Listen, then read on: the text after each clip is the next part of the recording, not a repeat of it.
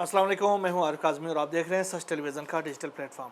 मशरिक़ वस्ता के सूरत हाल के हवाले से हमारे इन ब्लॉग्स का सिलसिला जारी है। गुज़िश्ता 24 घंटों के दौरान इसराइल की जानिब से जो फ़लस्तीन के मुख्तलिफ़ इलाकों के ऊपर जो कार्रवाइयाँ की गई हैं उस हवाले से हमें आपको अपडेट करना है। इसके अलावा ईरान और इसराइल के दरमियान जो कशीदगी है उस हवाले से भी एक बहुत बड़ी खबर है। जबकि अमेरिका में 33 साल बाद नेशनल गार्ड्स को क्यों बुलाना पड़ा, ये बड़ी अहम किस्म की खबरें हैं जिसके लिए आपको ये व्लॉग आखिर तक देखना पड़ेगा।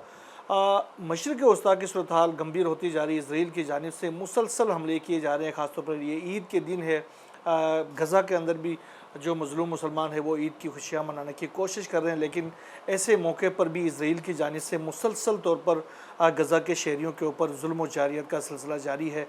गुज़श्ता 24 घंटों के दौरान जो कार्रवाइयाँ की गई हैं उसमें तकरीबन 95 से ज़ायद अफराद शहीद हो गए हैं।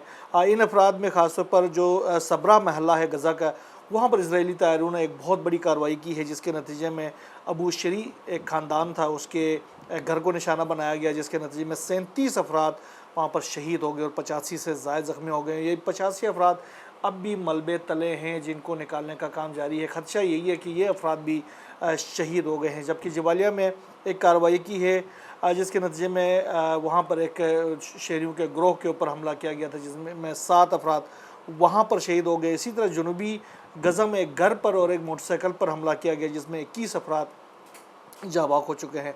मजमूई तौर पर यह गुज़श्ते 24 घंटों के दौरान 95 से ज़ायद अफराद शहीद हो चुके हैं और मुतादिद ज़ख्मी हो चुके हैं। ये इसराइल की जो शर्मनाक हरकतें हैं। इसके साथ साथ इसराइली हमले में हरकतुल मुजाहिदीन के जो सेक्रेटरी जनरल है असद अबू शरी, वो भी अपने भाई समेत शहीद हो चुके हैं। इसराइल के जो फ़ौज के तर्जुमान है ऊंचाई अदरी, उन्होंने कहा है कि असद अबू शरी जो है वो 7 अक्टूबर 2023 के हमास हमले में ये शरीक थे और इसराइली एक खातून थी बिबास, उनके और उनके 2 बच्चों को अगवा करने और उनके कत्ल में इसराइल के जो फोर्सेस कहते हैं कि वो ये जो असद अबू शरी थे वो इसमें शरीक थे।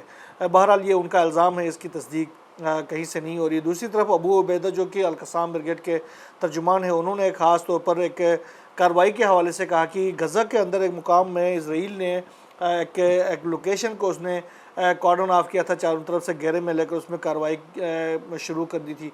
तो अबू उबैदा ने कहा कि ये जो कार्रवाई है वो जिस जगह पर की जा रही है वहाँ पर एक इजरायली कैदी तनसजाओ कर उनको रखा गया है और उसको अगर उन्होंने कहा कि वो कैदी हमारे हाथ से आप ज़िंदा तो उसको लेकर नहीं जा सकते, आपको ये जो मुआसरा है ये ख़त्म करना पड़ेगा, वहाँ से जाना पड़ेगा, वरना आपका ये जो कैदी आपको मिलेगा तो ज़रूर, लेकिन वो मुर्दा हालत में मिलेगा।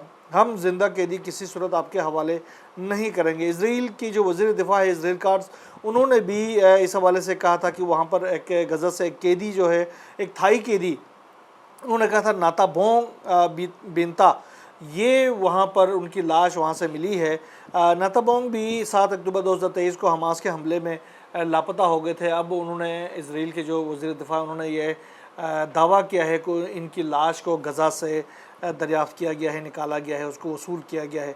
इसके अलावा शुमाली गज़ा के जो शहरी हैं उनको इसराइल ने कहा कि वो फौरी तौर पर उस इलाके से निकल जाएँ। इसराइल आए रोज़ गज़ा के मुख्तलिफ़ इलाकों के जो शहरी हैं उनको अपने इनखला का हुक्म देता है, उनको वहाँ से निकल जाने का हुक्म देता है, जिसके बाद उस इलाकों के ऊपर वो हमले कर देता है, जिसकी वजह से वहाँ के जो लोग हैं उनके ज़िंदगी में मुसलसल मुश्किलात सामने आती जा रही हैं। इसके अलावा यमन और इसराइल के दरमियान जो कशीदगी है उस हवाले से भी बड़ी अहम किस्म की खबरें हैं। यमन के ऊपर तो इसराइल की जानिब से गुज़श्ता काफ़ी दिनों से कोई कार्रवाई नहीं की गई है, लेकिन यमन की जानिब से मुसलसल हमले किए जाते रहे इसराइल के मुख्तलिफ़ मुकामात के ऊपर। ख़ास तौर पर बिन गुरियन एयरपोर्ट को इसराइल के यमन की जानिब से मुसलसल हमले किए जा रहे हैं।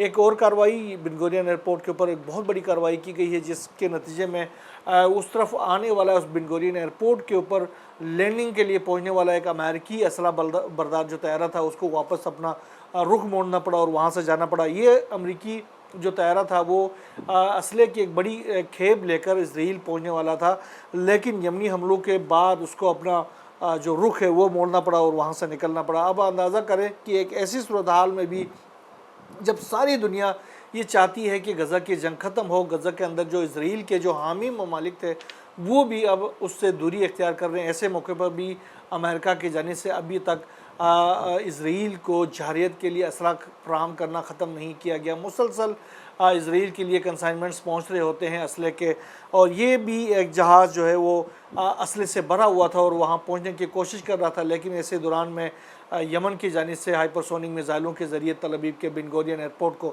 نشانہ بنایا گیا, جس کے بعد اس طیارے کو وہاں سے جانا پڑا. ایک بہت بڑی کارروائی ایران کی جانب سے اسرائیل کے خلاف کی گئی ہے, جو کہ اسرائیل کی تاریخ میں ایسی کارروائی شاید ہی ان کو ایسی کارروائی کا سامنا کرنا پڑا ہو. یہ انٹیلیجنس کارروائی ہے اور اسرائیل کے اوپر ایران نے سمجھے کہ اس کو ایٹم بم گرا دیا ہے. یہ اتنی بڑی کارروائی ہے. یہ دراصل جو کارروائی کی گئی ہے اس میں ایرانی خفیہ اداروں نے اسرائیل کے اسرائیل کے اندر ایک بڑا اور انتہائی پیچیدہ قسم کا خفیہ آپریشن کیا, جس میں اسرائیل کے جو جوہری راز ہے اس پر مبنی وسیع اور حساس جو دستاویزات ہیں وہ اپنے تحویل میں لے لی ہیں, اور ایران کی یہ جو دستاویزات ہیں اسرائیل کے, ان کو اپنے تحویل میں لینے کے بعد ان کو محفوظ طریقے سے ایران منتقل کر دیا گیا ہے. ان جو دستاویزات ہیں اس میں ہزاروں خفیہ فائلیں ہیں اسرائیل کے جو جوہری پروگرام کے حوالے سے, ہزاروں خفیہ فائلیں ہیں, ویڈیوز ہیں, اور اس کے علاوہ تصاویر ہیں. اچھا, یہ خفیہ یہ جو ادارے ہیں, یہ خبریں ہیں, اس کے حوالے سے یہ اطلاعات ملی ہے کہ یہ جو کارروائی تھی گزشتہ کافی عرصہ پہلے یہ کارروائی کی گئی تھی, لیکن چونکہ یہ حساس کارروائی تھی اور اس کے بعد ان دستاویزات کو ایران منتقل کرنا تھا, خفیہ طریقے سے منتقل کرنا تھا, محفوظ طریقے سے منتقل کرنا تھا, اس لیے اس کارروائی کو اس کا اعلان نہیں کیا گیا. اب یہ جو دستاویزات ہیں, تمام تر دستاویزات ان کو محفوظ طریقے سے ایران منتقل کیا گیا ہے, اور ایران میں بھی محفوظ جو مراکز ہیں وہاں پر منتقل کیے گئے ہیں. تو تب ایران کی جو انٹیلیجنس ادارے ہیں انہوں نے اس کے حوالے سے باقاعدہ طور پر اعلان کیا ہے, اور انہوں نے ساتھ میں یہ کہا ہے کہ یہ جو دستاویزات ہیں وہ ان کی تعداد اتنی زیادہ ہے کہ ان کو پڑھنے میں, ان کا جائزہ لینے میں بھی کافی وقت لگ سکتا ہے. اس کے ساتھ ساتھ ایران کے جو انٹیلیجنس وزیر ہیں انہوں نے کہا کہ اسرائیل کی جو اسٹریٹجک اور حساس معلومات کا ذخیرہ ہم نے حاصل کر لیا ہے, اور ہم جلد ہی اسرائیل سے حاصل کردہ دستاویزات جو ہیں وہ پبلک کر دیں گے, ہم شائع کر دیں گے, ہم دنیا کے لیے کھول دیں گے. یہ ایران کے جو انٹیلیجنس وزیر ہیں ان کی جانب سے کہا گیا. جبکہ عرب میڈیا نے اس حوالے سے کہا کہ یہ اسرائیل کے خلاف ایران کی سب سے بڑی جاسوسی کارروائی ہے. یہ ایک ایسا معلوماتی زلزلہ ہے جو خطے کی مساوات کو متاثر کر سکتا ہے. جبکہ اسرائیل کے جو کان نیٹ ورک ہے ان کے ایک صحافی نے, اس کے رپورٹر نے یہ اعلان کیا ہے کہ ایرانی انٹیلیجنس نے ہمارا سب کچھ لے گئے ہیں. یعنی اندازہ کریں کہ اسرائیل جو ہے اس وقت اسرائیل کے اندر زلزلہ آیا ہوا ہے, اور یہ زلزلہ آنے والے دنوں کے اندر اسرائیل کے جو خفیہ ایجنسیاں ہیں, خاص طور پر جو ان کی جو سب سے بڑی جو خفیہ ایجنسی ہے اسرائیل کی, اس کے سربراہ کے لیے بھی بڑے مسائل کریٹ کر سکتے ہیں. اس کے سربراہ جو ہیں وہ اس کو ہٹایا جا سکتا ہے آنے والے دنوں میں, اس کے لیے بھی بڑے مسائل ہو سکتے ہیں. یہ اتنی بڑی کارروائی ہے اسرائیل کے جو خلاف جو ایران کی کارروائی ہے. اسی طرح کی ایک کارروائی کا اسرائیل نے بھی اس سے پہلے اعلان کیا تھا کہ ہم نے ایران کے جو جوہری مواد ہیں اس کے حوالے سے دستاویزات ہیں ان کی ایک باریک کھیپ کو اسرائیل منتقل کیا ہے.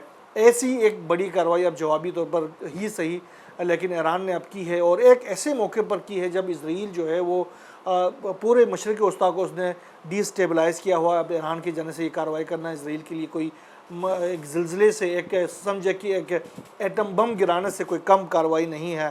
دوسری طرف ایران کے جوہری پروگرام کو لے کر ڈونلڈ ٹرمپ کی جو دھمکیاں ہیں اور دباؤ کی پالیسیاں ہیں وہ اسی طریقے سے جاری ہے. ایک بار پھر ڈونلڈ ٹرمپ نے دھمکی دی ہے کہ ہم ایران کو یورینیم افزودہ کرنے نہیں دیں گے, ایران کو یورینیم افزودہ کرنے کا کوئی حق حاصل نہیں ہے.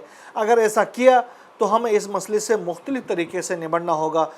یہ وہ چیز نہیں جسے میں پسند کرتا ہوں, یعنی میں امن کو پسند کرتا ہوں لیکن یہ کہ ایران اگر یورینیم افزودہ کرتا ہے تو میں جنگ کروں گا, یہ مثال دینا چاہتا ہے ڈونلڈ ٹرمپ. لیکن ایران نے کہا کہ آپ جو بھی کرنا چاہتے ہیں وہ کر گزریں. یہ دھمکیاں دے کے, مسلسل دھمکیاں دینے کی کوئی ضرورت نہیں ہے, آپ کو کر گزرنا چاہیے, کیونکہ یہ وہ مرحلہ ہے کہ اس پہ ہم کسی صورت پیچھے نہیں ہٹیں گے. یہ جو یورینیم افزودگی کا معاملہ ہے اس سے ہم ایک لمحے کے لیے پیچھے نہیں ہٹیں گے. یہ ہمارا حق ہے اور اس حق سے ہم پیچھے ہٹنے کے لیے تیار نہیں ہیں. آپ نے جو کرنا ہے وہ کر لیں. یہ مسلسل ایران کی جو گورنمنٹ ہے اس کی جانب سے کہا گیا ہے.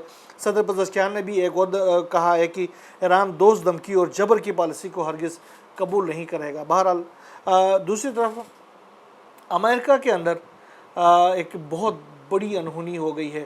ڈونلڈ ٹرمپ جو کہ ہر وقت امیگریشن پالیسی کے خلاف، انہوں نے اپنا جو پہلا جو صدارتی جو آرڈر جاری کیا تھا وہ بھی امیگریشن پالیسی کے خلاف تھا، لیکن یہی امیگریشن جو ہے اب اس کے لیے درد سر بنی ہوئی ہے۔ خاص طور پر لاس اینجلس کے اندر جو امیگرینٹس ہیں انہوں نے مظاہرے شروع کر دیے ہیں، باہر نکلے۔